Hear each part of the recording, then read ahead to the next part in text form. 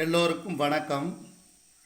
இன்றைக்கி நாம் பார்க்க போகிறது உருளைக்கிழங்கு வறுவல் பார்க்க போகிறோம். அதாவது நார்மலாக உருளைக்கிழங்கை வேக வச்சு தான் பண்ணுவாங்க. இப்போ நம்ம உருளைக்கிழங்கை சுரண்டிக்கிட்டு அதை பண்ண போகிறோம். அதுக்கு பூண்டு, ஒரு பூண்டு, வெங்காயம், ஒரு பெரிய வெங்காயம், 2 தக்காளி, ஒரு 7 உருளைக்கிழங்கு. மற்றதெல்லாம் எண்ணெய், கடுகு, கருவேப்பிலை, இந்த மாதிரி ஜீரகம், மிளகாத்தூள் அதெல்லாம் அங்கே ஆட் பண்ணும்போது நம்ம பார்த்துக்கலாம். முதல்ல உருளைக்கிழங்க சுரண்டிக்கிறோம்.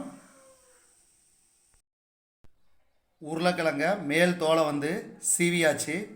அடுத்து இப்போ ஒன்று ஒன்றா கட் பண்ணிக்கிறோம். ஃபஸ்ட்டு தக்காளி பழத்தை தண்ணியில் கழுவிட்டு கட் பண்ணிக்கிற சின்ன சின்ன பீஸாக. வெங்காயத்தை அதேமாதிரி மேல் தோலை உளிச்சிட்டு கட் பண்ணி வச்சுக்கிறோம். பூண்டு அதேமாதிரி உளிச்சுக்கிறோம். அதே மாதிரி உருளைக்கிழங்கை இப்போ மேல் தோலை உளிச்சாச்சு. இப்போ தண்ணியில் கழுவிட்டு சின்ன சின்ன பீஸாக கட் பண்ணிக்கிறோம். பாருங்கள் நண்பர்களே, எல்லாம் கட் பண்ணியாச்சு. பாருங்கள், தக்காளி பழம் வாஷ் பண்ணிவிட்டு சின்ன சின்ன பீஸாக கட் பண்ணியாச்சு. அடுத்து வெங்காயம் கட் பண்ணியாச்சு கரெக்டாக. அதே மாதிரி பூண்டு உரிச்சுக்கிட்டாச்சு. பாரு, உருளைக்கிழங்கு ஃபஸ்ட்டு தோலை சுரண்டிட்டு இதை தண்ணியில் வாஷ் பண்ணிவிட்டு சின்ன சின்ன பீஸாக கட் பண்ணியாச்சு. அடுத்தது பாருங்கள், கருவேப்பிலை வேறு எங்கேயும் விலைக்கெல்லாம் வாங்கலை. நம்ம தோட்டத்திலே இருக்கிற கருவேப்பிலை தான் ஒடிச்சுக்கிட்டோம். அதனால் இப்போ இனி செய்முறை விளக்கம் பார்க்கலாம் வாங்க. ஃபஸ்ட்டு கேஸ் பற்ற வச்சாச்சு. அடுத்து இப்போ பாத்திரம் எடுத்து வைக்கிறோம். பாத்திரத்தை வச்சுக்கிறோம். இது வாஷ் பண்ணதுனால உள்ளே இருக்கிற தண்ணி கொஞ்சம் இதாகட்டும். எவாபரேட் ஆகிடுச்சு. இப்போ எண்ணெய் ஊற்றிக்கிறோம்.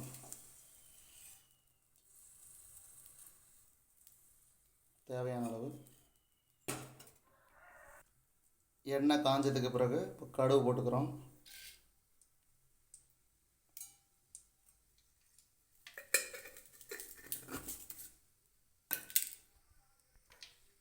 கடுகு பொரிஞ்சு வரட்டும். நல்லா பொரிஞ்சு வந்துடுச்சு. இப்போ வெங்காயத்தை போட்டுக்கலாம்.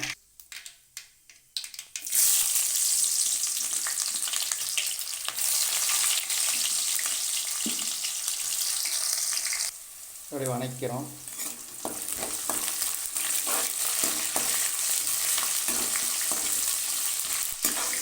அந்த மாதிரி வறுபட்டதுக்கப்புறம் இது நம்ம என்ன பண்ணிக்கிறோம், கருவேப்பிலை போட்டுக்கிற பாருங்க.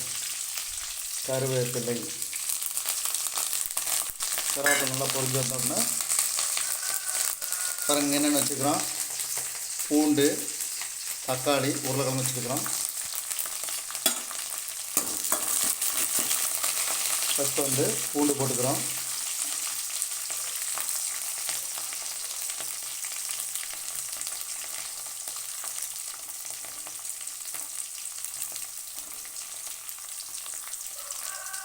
வணக்கிறோம்.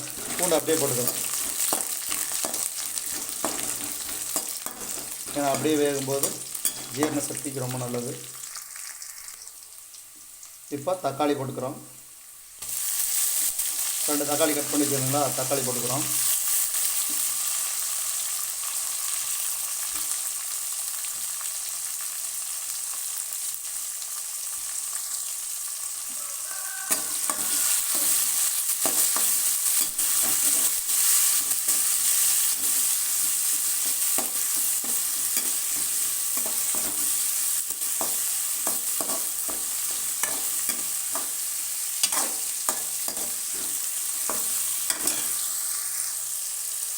சிறிதளவு மஞ்சள் தூள்,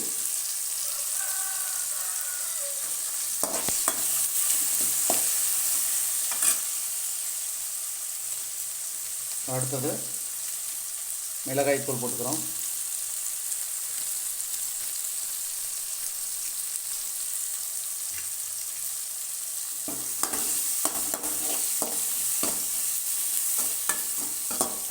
தக்காளி வணங்கினதுக்கு அப்புறம் தான் உருளைக்கிழங்கு போடணும். ஏன்னா உருளைக்கிழங்கு சீக்கிரம் வந்துடும். பட் தக்காளி கொஞ்சம் லேட் ஆகும்.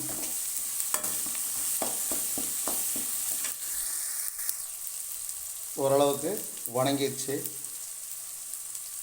இப்போ தேவையான அளவு உப்பு போட்டுக்கிறோம். உருளைக்கிழங்கு 7 உருளைக்கிழங்கு எடுத்தனால அதில் 1 ஸ்பூன் போட்டுக்கிறோம். உப்பு பார்த்துக்கலாம். அப்புறம் பத்தலைன்னா அப்புறம் மறுபடியும் போட்டுக்கலாம்.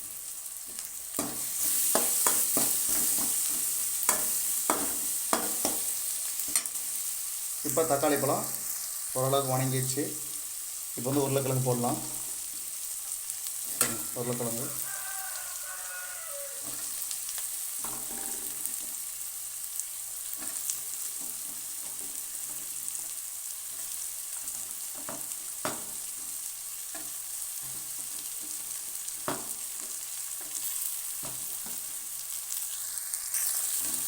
உருளைக்கிழங்கு போட்டாச்சு. இப்போ வணக்கலாம்.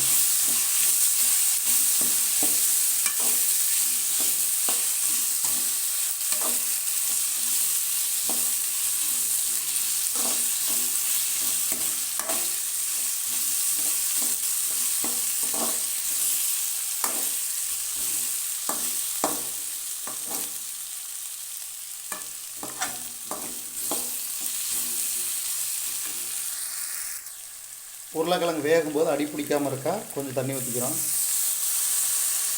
ஏன்னா அப்போ நல்லா வேகட்டும்.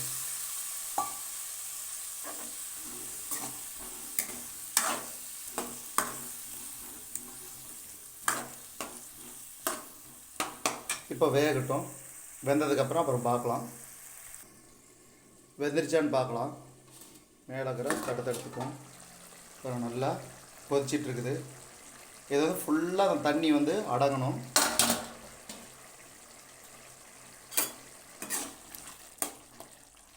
இந்த மாதிரி செஞ்சு சாப்பிட்டா செம்ம டேஸ்ட்டாக இருக்கும்.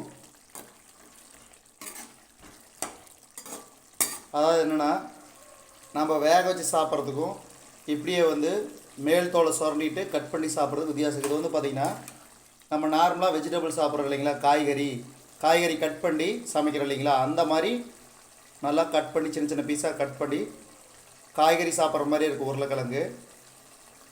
ஆக்சுவலாக வேக வச்சோம்னா அது பூரா மசிஞ்சிரும். பட் இது வந்து மசியாமல் அப்படியே நல்லா சாப்பிட்றதுக்கு நல்லா சூப்பராக இருக்கும். கறி மாதிரியே இருக்கும். நீங்கள் கறி சாப்பிட்டா என்ன ஃபீல் வருதோ அந்த மாதிரி உருளைக்கிழங்கு இந்த மாதிரி சின்ன சின்ன பீஸாக இது பண்ணும்போது நல்லாயிருக்கும்.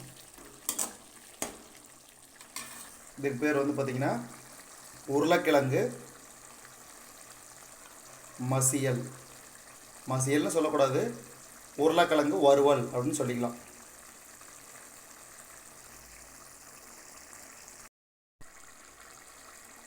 உருளைக்கிழங்கு வெந்துருச்சு. அதனால் நீங்களும் இந்த மாதிரி செஞ்சு பாருங்கள். செஞ்சு பார்த்துட்டு கீழே கமெண்ட் பண்ணுங்கள். இது வந்து பார்த்திங்கன்னா காய்கறி மாதிரியே இருக்குது, வெஜிடபிள் மாதிரியே உருளைக்கிழங்கு இருக்கும். இப்போ நம்ம வந்து சாப்பாட்டுக்கு போட்டுக்கிறோம்.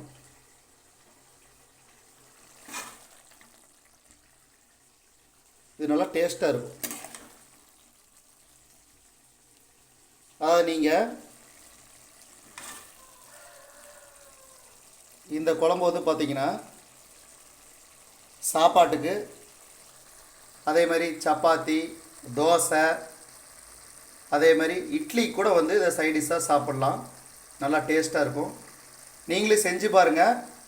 செஞ்சு பார்த்துட்டு எப்படி இருக்குதுன்னு கீழே கமெண்ட் பாக்ஸில் கமெண்ட் பண்ணுங்கள். நம்ம சேனலுக்கு தொடர்ந்து ஆதரவு தாருங்கள். நன்றி.